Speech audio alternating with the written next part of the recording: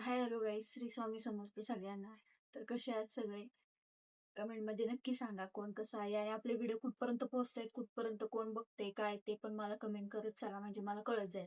तर आजचा व्हिडिओ आला नाही. आज सकाळी व्हिडिओ टाकला नाही, त्याचं एक म्हणजे कारण होतं म्हणून टाकला नाही मी. काय तर थोडासा प्रॉब्लेम झाला होता, त्याच्यामुळे व्हिडिओ शूट केला नाही मी. आणि तो व्हिडिओ आल्यानंतर लाईव्ह पण घ्यायचं होतं, पण लाईव्हला पण आज वेळ भेटला नाही मला, म्हणून मग मी लाईव्ह पण घेतलं नाही आज. तर त्यासाठी तुमची मी क्षमा मागते, आजचा व्हिडिओ आला नाही म्हणून. तर चला तर आपण आता व्हिडिओला सुरुवात करूया. आणि त्याच्या आधी सगळ्यांनी आपल्या चॅनलला, जर नवीन नवीन कुणी असेल चॅनलवर, त्यांनी सबस्क्राईब करायला विसरायचं नाही.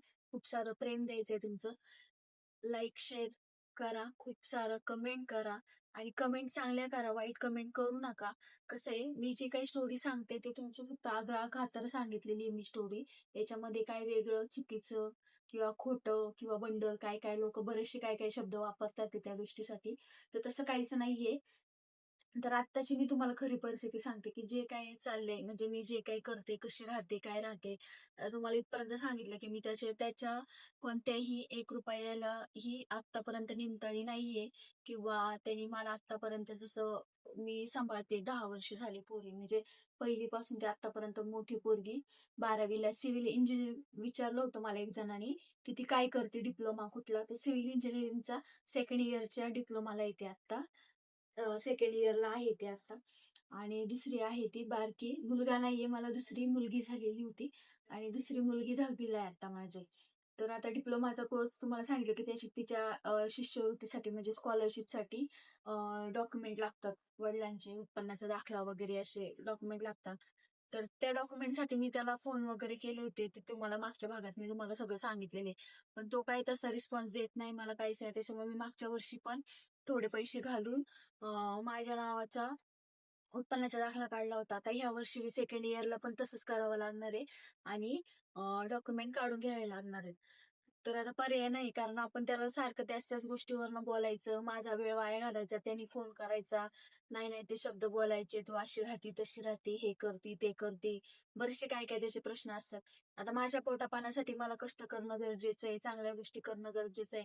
काही वाईट गोष्टी मी करत नाही, पण एखाद्या गोष्टी काय असतं, की बाबा मला विरुद्ध किंवा म्हणजे वाईट काही नाही, पण त्याच्यामध्ये पण काही-काही गोष्टी अशा असतात, की नाही का, चांगलं होण्यासाठी काही गोष्टी खोट्या पण बोलाव्या लागतात किंवा खरंही बोलावं लागतं, असं त्यातल्या त्यात. मी तसं कोणत्याही गोष्टी वाईट वगैरे करत नाही. जे काय आहे ते कष्ट करून आणि जे काय आहे ते मी माझ्या स्वबळावर करतीये. बाकी काहीच नाही. मला कोणाचाही आधार नाही. भाऊ आणि आई आहे, ते त्यांचं ते करतात. तसा थोडाफार आधार आहे त्यांचा, नाही असं नाही. पण त्यातल्या त्यात सगळं जे काय आहे ते मी माझ्या जीवावर सगळं केलेलं आहे. त्याचा एकही रुपया नाही. आणि तुम्ही म्हणत असाल, की तू तुझं इन्कम काय आहे किंवा काय आहे? कशावर तू जगती किंवा मुलींना कसं तू हे करते? तर मी तुम्हाला सांगितलं होतं, की माझं पहिलं दुकान टाकलं होतं मी. नंतर Zomatoचं काम केलं होतं. Zomatoचं झाल्यावर मी बरेच वर्ष घरातून शिवणकाम केलं. शिवणकाम झाल्यानंतर मी परत नंतर दुकान टाकलं होतं. ते दुकान मी कमीत कमी 2-2.5 वर्ष दुकान ते पण चालवलं. ते पण टेलरिंगचं दुकान होतं माझं. आणि त्यात मला पार्लरचं पण काम येत होतं. म्हणजे पार्लर माझं लग्नाच्या आधी झालं होतं. तर त्याच्यामुळे मी पार्लरचं पण जसं जमल तसं, जसं कस्टमर येतील तसं मी पार्लरचं काम करत होते. पण काय होतं, आत्ताच्या ज्या काही हाय लेव्हलच्या सगळ्या ट्रीटमेंट आहे किंवा मेकअप आहे वगैरे बाकीच्या ज्या गोष्टी आहेत, त्या मी त्यावेळेस शिकलेले नव्हते. आणि त्यावेळेसच्या गोष्टी आणि आत्ताच्या गोष्टीमध्ये खूप फरक आहे. ह्याच्यामध्ये एचडी मेकअप म्हणा, हे बऱ्याचशा गोष्टी बदलल्या. आणि आता जर तो कोर्स करायचा म्हटलं तर माझी तेवढी ऐपत नाहीये. आता लाख-लाख रुपये, 50-50 हजार रुपये फी आहे. तर मग मी ते काही पुढचे कोर्स केले नाहीत. तर मग माझा जो काही खर्च पाणी होता किंवा आहे आता सध्या जो काय आहे, तो माझा पुढं तो काय आहे तो मी तुम्हाला आता इथून पुढे सांगते.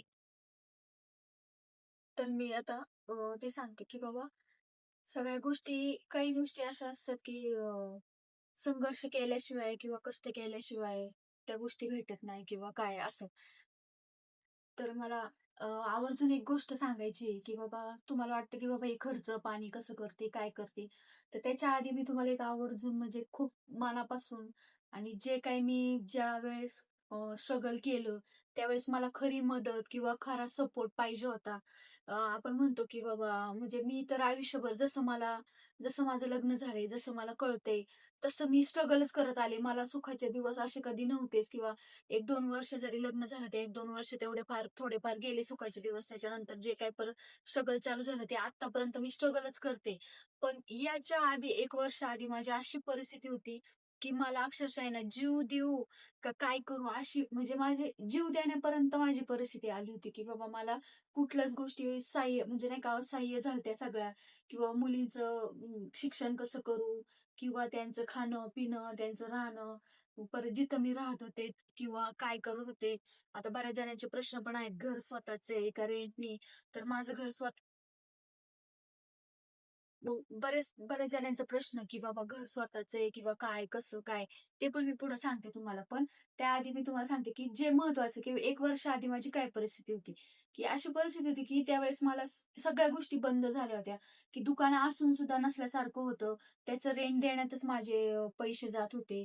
घरामध्ये पण व्यवस्थित पाहिजे तसं पैसे भेटत नव्हते मला किंवा काहीच नाही. पण त्याच्यामध्ये माझा फक्त एक बाकी कोणत्या देवावर नाही, पण माझा स्वामींवर पहिल्यापासून विश्वास आहे.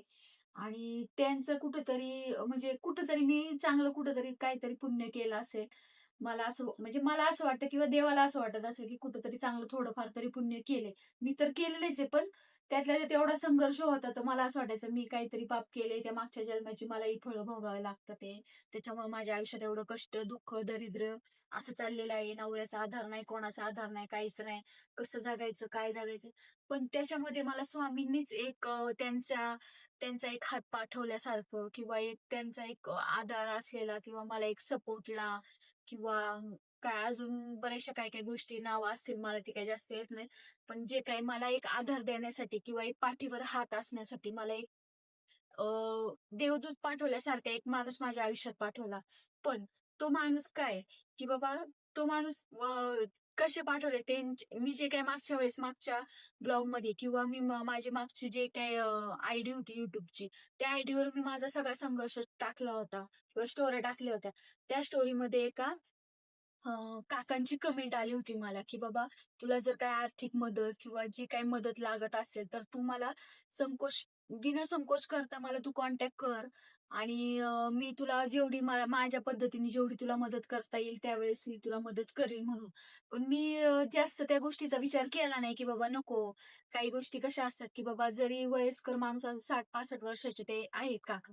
तर कसं असतं आपण आजकाल मी म्हणजे माझा तर कोणावर विश्वास बसत नाही पटकन, की बाबा नको मेसेज केला आणि भलतेच गोष्टी काय बोलले किंवा काय झालं, वेगळंच काय झालं. तर आणि त्यात आपल्या एकतर 2-2 मुली आहेत, त्यांचा पण विचार करणं गरजेचं आहे.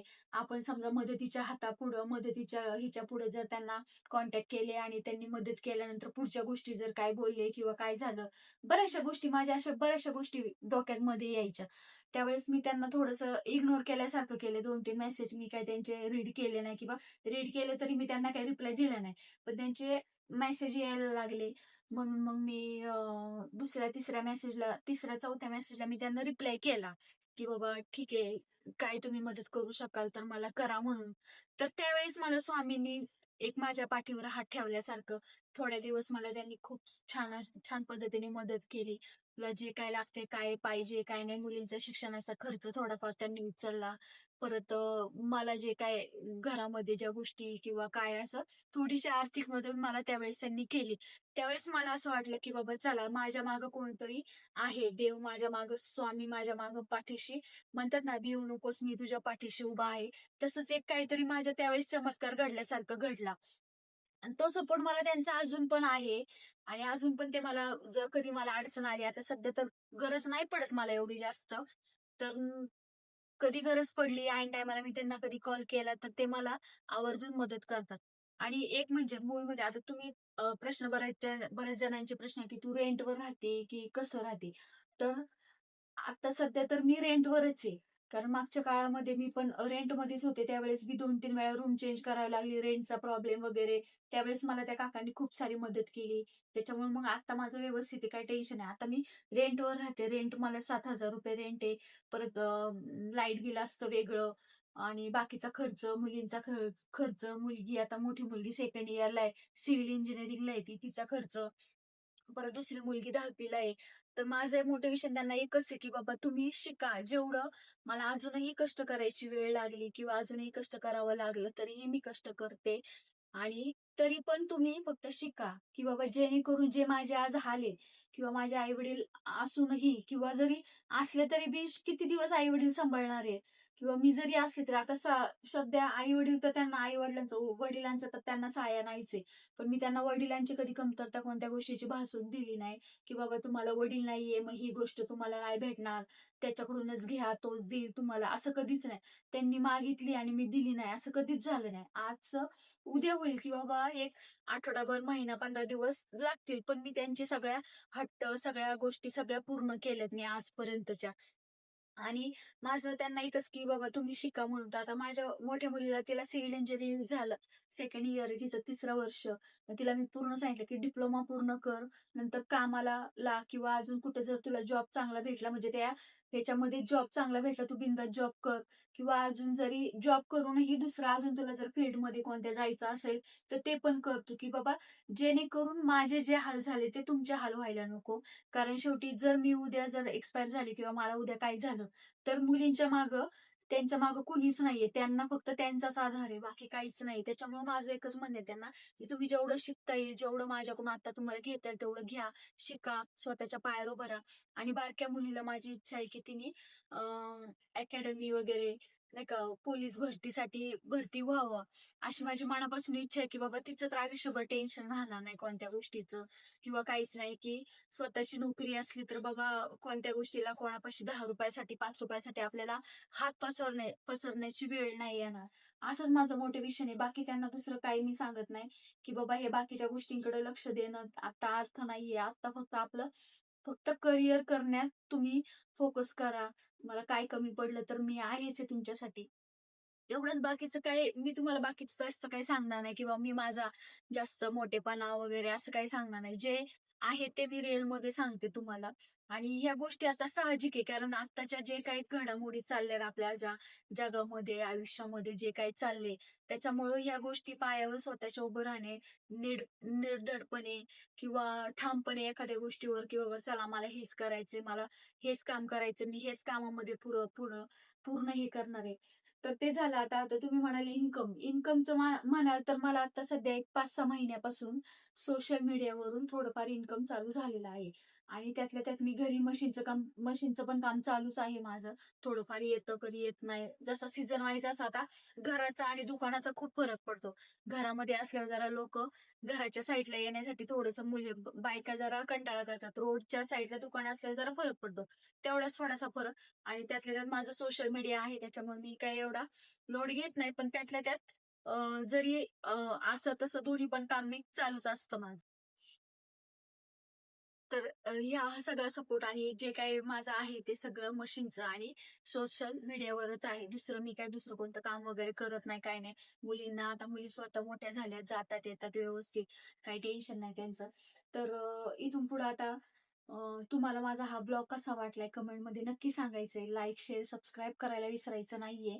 खूप सारं प्रेम द्या आणि तुमच्या सपोर्टची मला खूप सारी गरज आहे. कारण आतापर्यंत माझं जे काही घरामध्ये तुम्ही मला म्हटले हे तर आता तुम्ही काही-काहींच्या कमेंट पण आहे मी होम टूर टाकली होती. त्याच्यामध्ये विचारत होते, की "बाबा तुझं घर रेंटचं वगैरे ते तुम्हाला तर मी सांगितलंच आहे आणि जे काही वस्तू मी ज्या काही घरामध्ये आहेत माझ्या, त्या सगळ्या मी स्वतःच्या जीवावर घेतलेल्या आहेत. जे काही काम करत होते त्याच्यामधून काही हप्त्यावर म्हणा, काही एकखट्टी म्हणा, असंच पैसे साठवून वगैरे अशा सगळ्या वस्तू घेतलेल्या आहेत मी. तर आता तुम्हाला हा माझा संघर्ष कसा वाटलाय किंवा सगळ्या गोष्टी मी तुम्हाला क्लिअर सांगितल्यात. की तुमच्यामध्ये माझ्यामध्ये कुठल्याही गोष्टीचं हे नसलं पाहिजे, की बाबा मी काय लपवते, तुम्ही काय वेगळं सांगताय किंवा तुम्ही वेगळं ऐकताय माझ्याकडून असं काहीच नाहीये. तर आजचा हा ब्लॉग तुम्हाला कसा वाटतोय किंवा काय वाटतं ह्याच्यामध्ये तुम्ही मला कमेंट करून सांगा आणि तुमचा खूप सारा सपोर्ट द्या. कारण माझ्या जे काही थोड्याफार अजून इच्छा आहेत, मुलींना पुढे शिकवायचंय, काय करायचंय, त्यासाठी मला तुमच्या सपोर्टची खूप सारी गरज आहे. आणि असंच खूप प्रेम करा माझ्या आयडीवर आणि माझ्या फॅमिलीवर पण.